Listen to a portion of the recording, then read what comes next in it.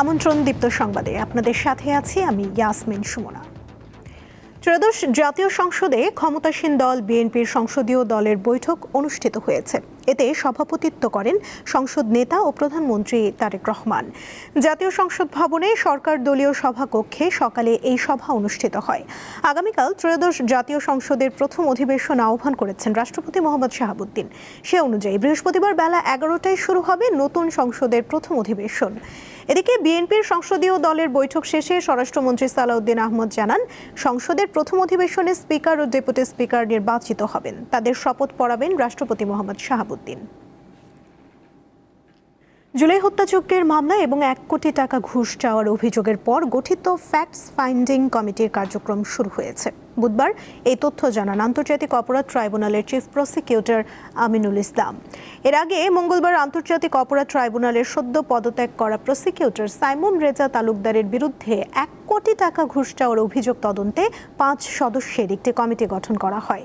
Chief প্রসিকিউটরের নেতৃত্বে গঠিত এই কমিটির অন্য সদস্যরা হলেন প্রসিকিউটর আব্দুস সোবাহান তরফদার, নতুন নিয়োগ পাওয়া প্রসিকিউটর মর্জিনা রহমান মদিনা, জহিরুল আমিন এবং ট্রাইব্যুনালের ল রিসার্চ অফিসার সিফাতুল্লাহ। প্রসিকিউশনের পক্ষ থেকে জানানো হয়, পুনর্গঠিত আন্তর্জাতিক অপরাধ ট্রাইব্যুনালের তদন্ত ও প্রসিকিউশনের বিভিন্ন বিষয় খতিয়ে দেখতে এই ফ্যাক্টস ফাইন্ডিং কমিটি কাজ করবে। পাশাপাশি সদ্য পদত্যাগ করা প্রসিকিউটর সাইমন রেজা তালুকদারের বিরুদ্ধে ওঠা ঘুষ চাওয়ার অভিযোগও তদন্ত করা হবে।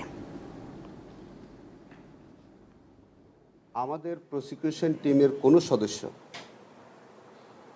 বা সংশ্লিষ্ট কোনো ব্যক্তিবর্গ যদি কোনো অনৈতিক কর্মকাণ্ডের সাথে জড়িত থাকেন, সেই বিষয়টি আমরা তথ্য উদ্ঘাটন করব। যদি তাদের বিরুদ্ধে সাবস্টেন্টিভ কোনো অভিযোগ পাওয়া যায়, তাহলে তাদের বিরুদ্ধে, সংশ্লিষ্টদের বিরুদ্ধে আমরা যথাযথ আইনগত ব্যবস্থা নেব। রাজধানীর ফিলিং স্টেশনগুলোয় জ্বালানি তেলের জন্য আজও যানবাহনের দীর্ঘ লাইন দেখা গেছে। সরবরাহ ঘাটতির কারণে এখনও স্বাভাবিক কার্যক্রম শুরু করতে পারেনি কয়েকটি পাম্প। তেল নিতে এসে দীর্ঘ সময় অপেক্ষা করতে হচ্ছে মোটরসাইকেল ও গাড়ি চালকদের।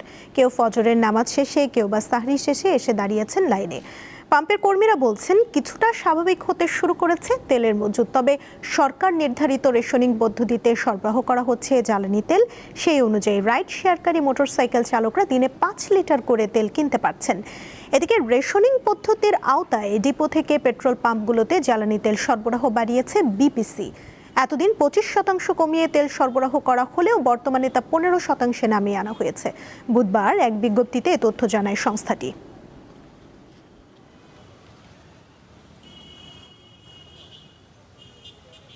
5 লিটার না করতে বলে 3 লিটার হইলেও একটা জনের জন্য 1000 টাকা ডেইলি ইনকাম করতে পারবে। 5 লিটার হইলে আলহামদুলিল্লাহ। এর আগে গাবতলী এসপি ফিলিং স্টেশনে গেছিলাম, ওখানে একদম তেল দেওয়া বন্ধ। তো এখন আসলাম এইটাতে ট্রাস্টে। তো দেখা যাক, এখানে আমি 40 মিনিট যাবত দাঁড়িয়ে আছি, দেখা যাক পাই কিনা। আমার অফিস সকাল 10টায়, এখন পাম্পেই বাজে সকাল 10টা। যাইতে যাইতে আরও আধা ঘন্টা লাগবে অফিসে যাইতে, আর এখানে তো আরও আধা ঘন্টা, 1 ঘন্টা সময় আরও বেশি লাগবে। তো এটা আমার হচ্ছে, টাইম লস হচ্ছে, অফিসে জবাবদিহিতা বাড়তেছে। ঢাকার বাইরেও সকাল থেকে জ্বালানি কিনতে বিভিন্ন ফিলিং স্টেশনে গাড়ি ও মোটরসাইকেলের দীর্ঘ লাইন দেখা যায়। ব্রাহ্মণবাড়িয়া থেকে জানাচ্ছেন সহকর্মী রিফাত আন্নাবিল। ব্রাহ্মণবাড়িয়ার পেট্রোল পাম্পগুলোতে আসলে গত কয়েকদিন ধরে জ্বালানি তেলের জন্য প্রচুর চাহিদা ছিল। আমরা দেখতে পেয়েছি পেট্রোল পাম্পগুলোতে মোটরসাইকেল, বড় বড় গাড়ি, ট্রাক, কাভার্ড ভ্যানের দীর্ঘ সারি ছিল। তবে গতকালকে থেকে আসলে এই চাহিদা কমতে শুরু করেছে। আমরা সংশ্লিষ্টদের সাথে কথা বলেছি, তারা আমাদেরকে জানিয়েছেন যে আসলে প্রথম যখন জ্বালানি তেলের রেশনিং শুরু হয়, তখন মানুষের মধ্যে একটা ভীতি বা আতঙ্ক কাজ করছিল যে আসলে পর্যাপ্ত তেল পাবে কিনা। তবে ধীরে ধীরে মানুষ যথেষ্ট পরিমাণ তেল সংগ্রহ করার পরে আসলে তাদের মধ্যে ভীতিটা চলে গেছে এবং এখন পেট্রোল পাম্পগুলোতে আসলে তেমন কোনো চাহিদা নেই। তবে পেট্রোল পাম্পের মালিকরা আমাকে জানিয়েছেন যে পেট্রোল এবং অকটেন চাহিদা মতো পাওয়া গেলেও ডিজেল আসলে তারা চাহিদা মতো পাচ্ছেন না। এবং যেহেতু বড় গাড়িগুলোর এবং বিভিন্ন প্রকল্পের কাজে ব্যবহৃত যেসব ভারী যানবাহন আছে, সেগুলোতে প্রচুর পরিমাণ ডিজেল লাগে। সেই কারণে আসলে ডিজেলের একটা সংকট তৈরি হয়েছে বলে আমাকে স্থানীয় পেট্রোল পাম্পের মালিকরা জানিয়েছেন। তারা প্রয়োজনীয় পরিমাণে ডিজেল সরবরাহ করার জন্য দাবি জানিয়েছেন। আমি এখানে দেখতে পাচ্ছি যে আসলে বেশ কিছু বড় বড় ট্রাক এখানে দাঁড়িয়ে আছে। পেট্রোল পাম্পের মালিকরা বলেছেন যে যেমন মোটরসাইকেল খুব অল্প পরিমাণ পেট্রোল বা অকটেন হলেই তাদের চলে, কিন্তু বড় বড় গাড়িগুলো আসলে প্রচুর পরিমাণ 100-150 লিটার ডিজেলের চাহিদা থাকে।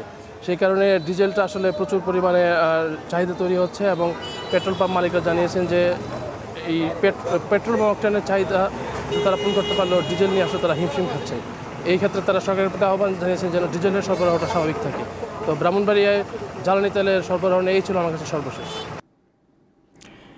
টানা দ্বিতীয় দিনের মতো স্বর্ণের দাম বাড়ালো বাংলাদেশ জুয়েলার্স সমিতি বাজুস। এবার ভরিতে 2,000 টাকার বেশি বাড়িয়ে 22 ক্যারেটের 1 ভরি স্বর্ণের দাম 2,70,430 টাকা নির্ধারণ করেছে সংগঠনটি। বুধবার এক বিজ্ঞপ্তিতে এ তথ্য জানিয়েছে বাজুস। নতুন এই দাম সকাল 10টা থেকেই কার্যকর হয়েছে।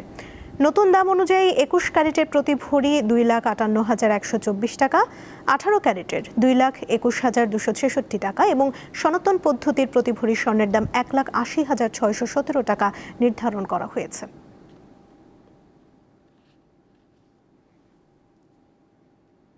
এবারে কেওয়াই স্টিল চট্টগ্রাম সংবাদ।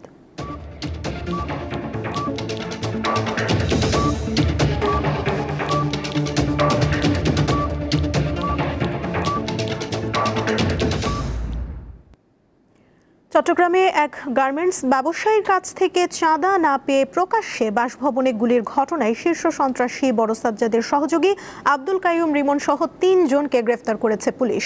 মঙ্গলবার আগ্রাবাদ সহ বিভিন্ন স্থানে অভিযান চালিয়ে গ্রেফতার করা হয় তাদের। এ সময় তাদের কাছ থেকে 3টি বিদেশি অস্ত্র জব্দ করে পুলিশ। প্রাথমিক জিজ্ঞাসাবাদে ব্যবসায়ীর বাড়িতে চাঁদার জন্য গুলি করার কথা স্বীকার করেন গ্রেফতারকৃতরা। মঙ্গলবার রাতে সংবাদ সম্মেলনে জানানো হয়, গ্রেফতারকৃত সন্ত্রাসীরা দীর্ঘদিন ধরে বিদেশে পালিয়ে থাকা বড় সাজ্জাদের নির্দেশে চাঁদা আদায়ে নেমেছে।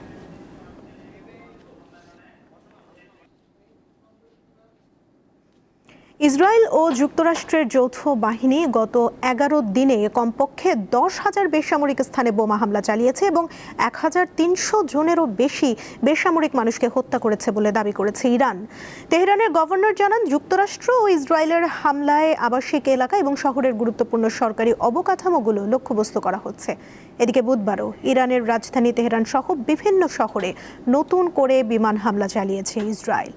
জবাবে ইসরায়েলের বিভিন্ন শহর এবং মধ্যপ্রাচ্যে মার্কিন সামরিক স্থাপনা লক্ষ্য করে 37 দফার হামলা চালিয়েছে আইআরজিসি। ইসরায়েলের হাইফা, তেল আবিব ও জেরুজালেমে নতুন প্রজন্মের হাইপারসনিক ক্ষেপণাস্ত্র ব্যবহার করে কয়েক স্তরের হামলার দাবি জানিয়েছে ইরান। ইরানের সঙ্গে যুদ্ধে এখন পর্যন্ত প্রায় 150 জন মার্কিন সেনা আহত হয়েছে বলে জানিয়েছে বার্তা সংস্থা রয়টার্স। এই যুদ্ধে ইতোমধ্যে 8 মার্কিন সেনা নিহত হয়েছেন।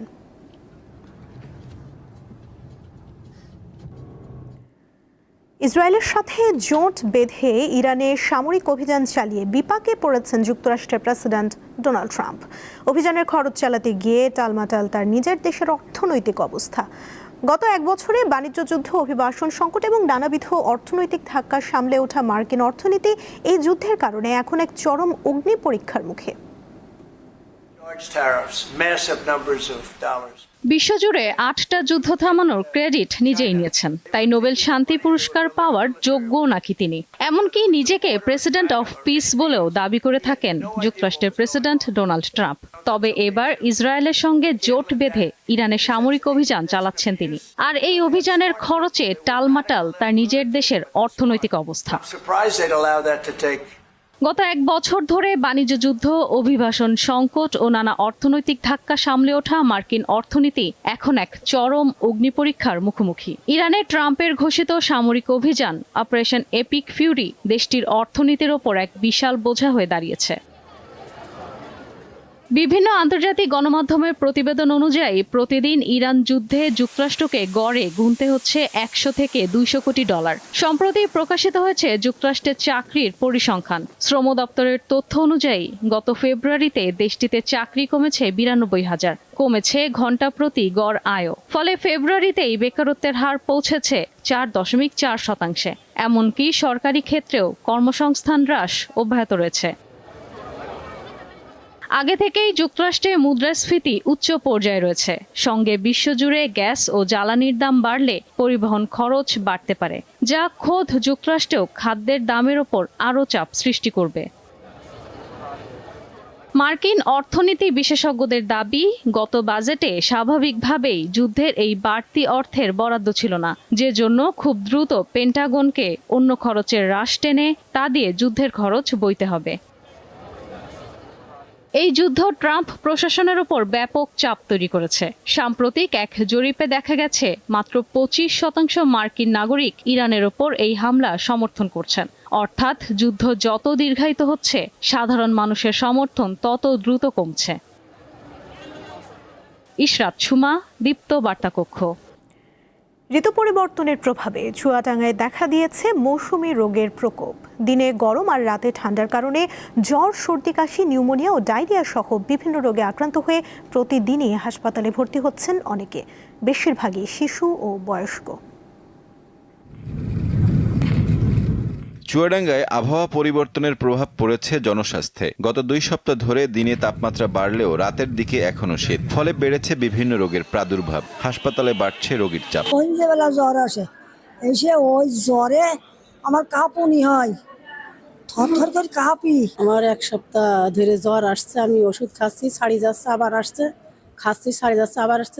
ঠান্ডা, জ্বর, কাশি এই সমস্যা আমাদের পারিবারিকভাবেও দেখা দিয়েছে, পাশাপাশি প্রতিবেশী যারা আছে তাদেরও আমরা দেখছি যে একই রোগে আক্রান্ত হচ্ছে। গত 1 সপ্তাহে জেলা সদর হাসপাতালের বহির্বিভাগে প্রায় 5000 রোগী চিকিৎসা নিয়েছেন। 25 ফেব্রুয়ারি থেকে 9 মার্চ রাত 10টা পর্যন্ত 13 দিনে শিশু ও ডায়রিয়া ওয়ার্ডে ভর্তি হয়েছে 553 জন। এর মধ্যে শিশু ওয়ার্ডে ভর্তি হয়েছে 313 জন এবং ডায়রিয়া ওয়ার্ডে ভর্তি হয়েছে 340 জন। শিশু রোগী আমাদের প্রতিদিনই 300 ক্রস করে, কোনো দিন 350 ক্রস করে যায় আউটডোরে। আর ইনডোরে আমাদের 2টা শিশু ওয়ার্ড মিলে ভর্তি সংখ্যা 50-60 জন থাকতেছে এই প্রতিদিন।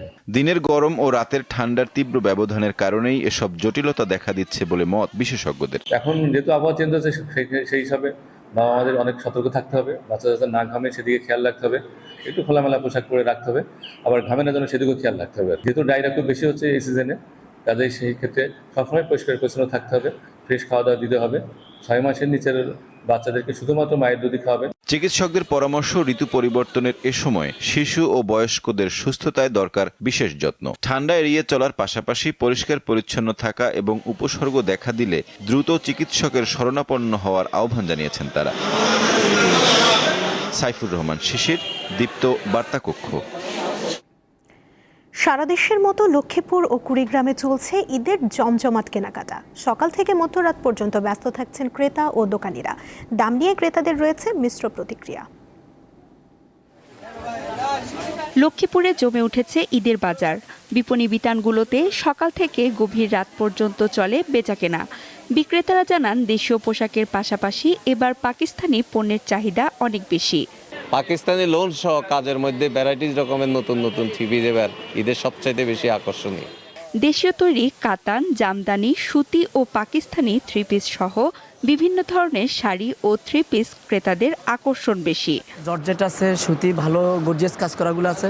আমরা কাস্টমারের ক্রয় ক্ষমতার মধ্যে, সাধ্যের মধ্যে বিক্রি করি। মার্কেটগুলোতে অপরাধ কর্মকাণ্ড নিয়ন্ত্রণে সিসিটিভির আওতায় আনা হয়েছে বলে জানায় পুলিশ সুপার। এখন এই রোজা ঈদ কেন্দ্র করে বিভিন্ন ধরনের যে জুয়ার হাট বসে, মাদকের এবং হচ্ছে যদি অস্ত্র কিংবা অবৈধ কোনো কিছু যদি তথ্য থাকে, লোকজন আমাদেরকে যেন গোপন একটু তথ্য দেয়। আর পাশাপাশি আরেকটা জিনিস হচ্ছে, আমরা চাই হচ্ছে আমাদের থানা থেকে সবাই ফ্রিলি জনগণ সরাসরি হচ্ছে থানার সুবিধা পাক। কুড়িগ্রামেও জমে উঠেছে ঈদের কেনাকাটা। সকাল থেকে মধ্যরাত পর্যন্ত চলছে বেচা বিক্রি।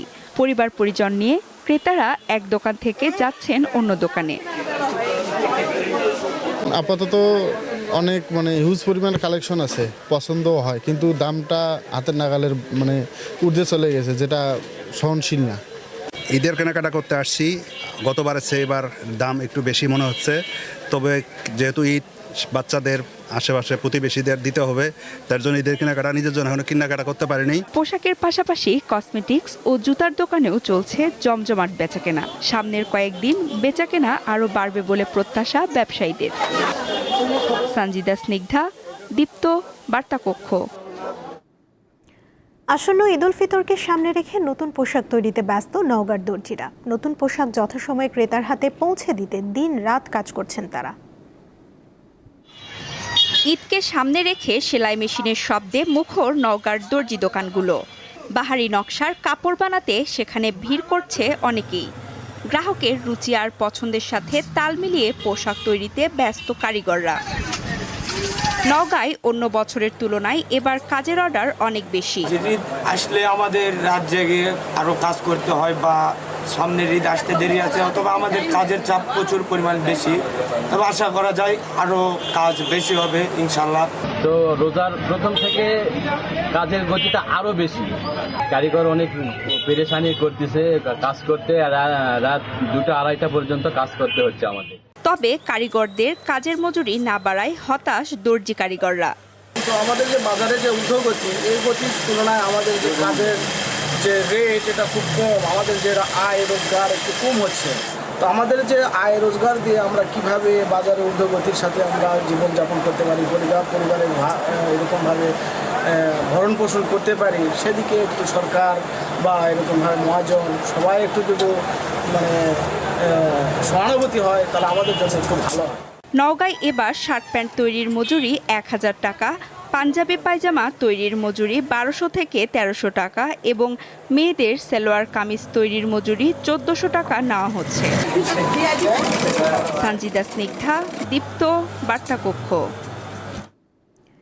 সাবেক মন্ত্রী তরিকুল ইসলামের ছোট সন্তান অনিন্দ ইসলাম অমিত তারেক রহমানের মন্ত্রিসভায় বিদ্যুৎ, জ্বালানি ও খনিজ সম্পদ মন্ত্রণালয়ের প্রতিমন্ত্রীর দায়িত্ব পেয়েছেন তিনি। তার বাবা প্রয়াত তরিকুল ইসলাম ছিলেন জিয়াউর রহমানের মন্ত্রিসভায়। পরে খালেদা জিয়ার 2 মেয়াদে মন্ত্রিসভায় একাধিক মন্ত্রণালয়ের দায়িত্ব তার কাঁধে ছিল। অনিন্দ ইসলাম অমিত 2016 সালে বিএনপির খুলনা বিভাগীয় সহ সাংগঠনিক সম্পাদকের দায়িত্ব পান। বর্তমানে আছেন খুলনা বিভাগীয় ভারপ্রাপ্ত সাংগঠনিক সম্পাদকের দায়িত্বে।